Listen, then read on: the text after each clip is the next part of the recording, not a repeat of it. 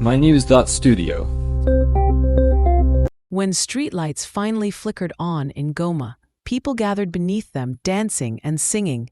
It makes you wonder, can solar power really change everything for places like Congo's conflict zones? Today's date is July 23rd, 2025.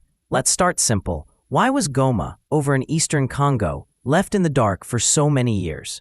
For years, Goma's main power grid barely reached most neighborhoods.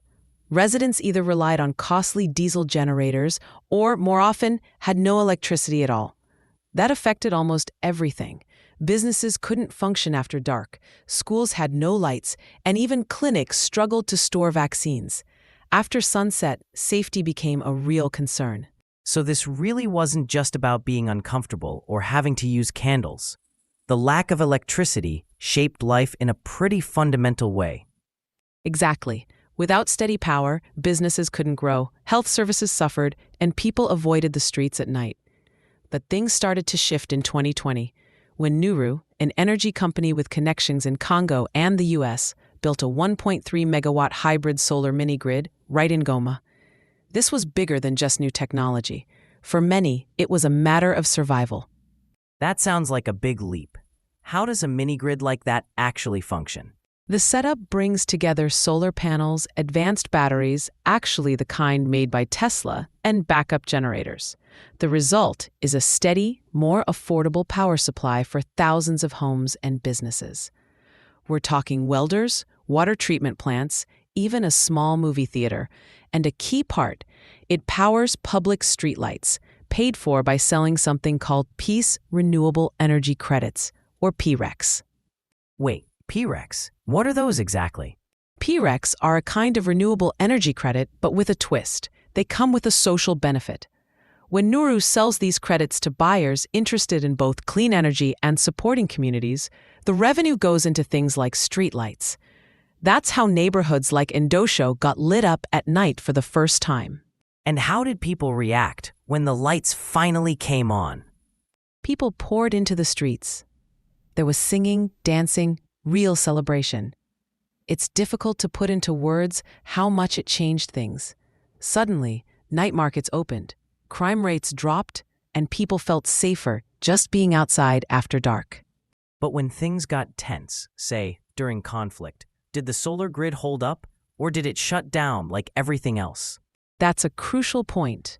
Early this year, when rebels entered Goma, the solar grid kept running even as other sources failed.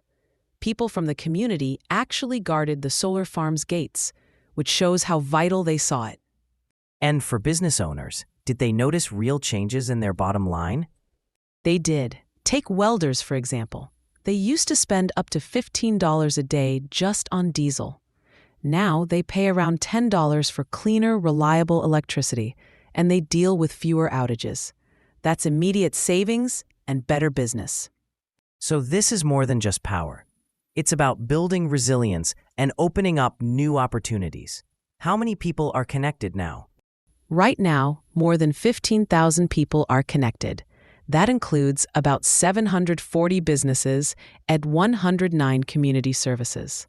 The system's uptime is at 99%, and since launch, they've delivered over 2,400 megawatt hours of electricity. On top of that, it's prevented 700 metric tons of CO2 emissions, and it's created jobs. Local technicians are trained to maintain and operate the batteries and the grid. You mentioned local technicians, so the community isn't just using the system, they're helping run it. Exactly. Nuru hires and trains local staff, about 90 people across their sites. They handle everything from routine maintenance to troubleshooting and monitoring. And when there's unrest, it's often the residents who step up to protect the infrastructure. They also help decide project priorities, like where new streetlights should go. What about services like clinics and schools? Any changes there that stand out? There's a big difference. Clinics now have steady power for lights, refrigeration, so vaccines are kept safe, and running medical equipment. Schools can schedule evening classes and use electronic devices. Water treatment plants powered by the Minigrid now deliver clean water. These are basic upgrades that change lives. With conflict still ongoing, Is there a risk to all this new infrastructure? There's been incidents like stray gunfire damaging some solar panels, but overall the infrastructure has stayed safe, mostly because the community actively protects it.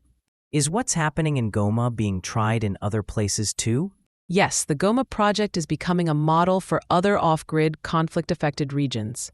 The key lessons are rapid setup with modular systems, deep community involvement, and creative financing like PREX. Groups like the World Bank and African Development Bank are watching closely. So what started in Goma could have global implications? Absolutely. Access to clean, reliable electricity is essential for development, health, and education. Goma proves renewable solutions can succeed even where traditional infrastructure hasn't reached. It's giving hope to millions still without power. To wrap up, after decades of darkness, a solar mini-grid, and now a city transformed. More safety, more business, and a sense of hope. Does this mark a new era for energy in places facing conflict? That's the question on everyone's mind, and Goma is starting to show what's possible. From darkness to light, and from isolation to resilience. Thanks for joining us for this story.